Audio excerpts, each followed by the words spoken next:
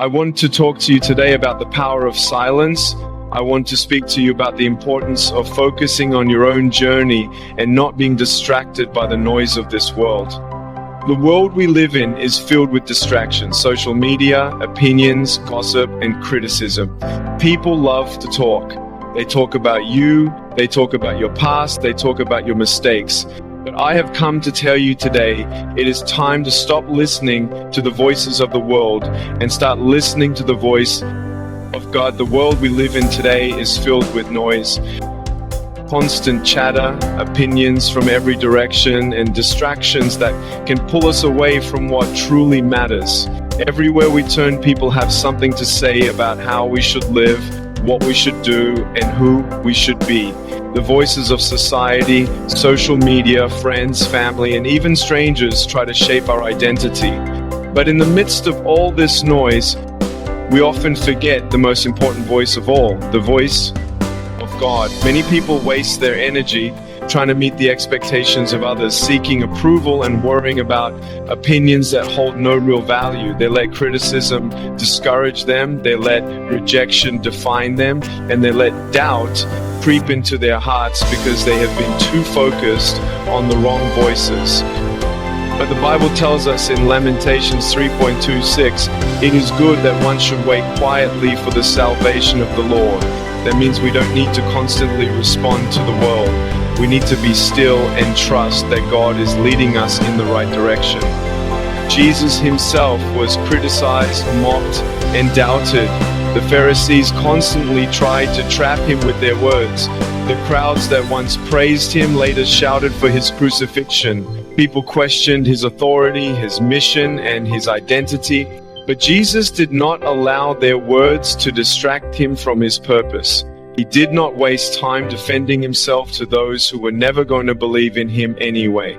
He remained focused and he stayed silent when necessary. He knew that his purpose was not to win arguments, but to fulfill the will of his Father. So why do we allow the opinions of others to control us? Why do we let negative voices take place? Up space in our minds. The more we listen to the noise of the world, the more we lose.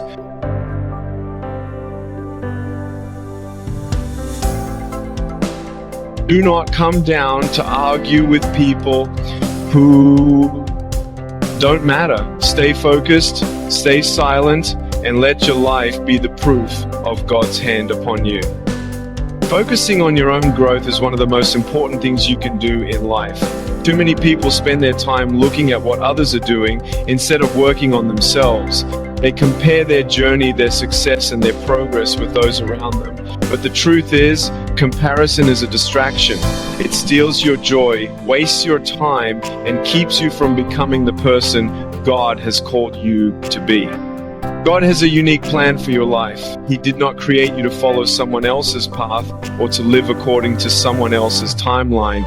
Galatians 6:04 says, "Let each one examine his own work, and then he will have reason for boasting in himself alone and not in someone else."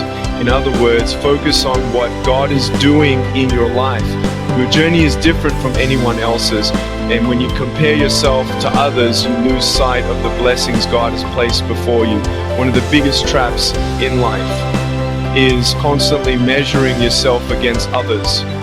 You see someone who is more successful and you feel like you're falling behind. You see someone who seems to have it all together and you start to doubt yourself.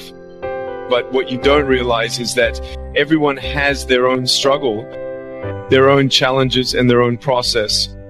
Just because someone else is ahead of you doesn't mean you are behind. Just because someone else's life looks perfect doesn't mean they don't have battles you can't see. The only person you should be competing with is who you were yesterday. Are you growing? Are you becoming wiser? Are you becoming stronger? These are the things that matter. When you focus on your own growth, you will stop worrying about what everyone else is doing and you will start making real progress in your own life. Look at the story of David. When David was a shepherd boy, his brothers were out fighting in the army. They had the experience, the training, and the approval of men. But while they were focused on status and position, David was focused on growth. He spent time alone developing his skills, worshiping God, and preparing for what was ahead. He didn't compare himself to his brothers. He didn't try to be like them. He stayed focused on his own journey, and when the time came, he was ready to defeat Goliath. That's what happens when you focus on yourself. God prepares you in ways that others can't see. You may not be where you want to be yet, but if you keep working, keep growing, and keep trusting God, your time will come.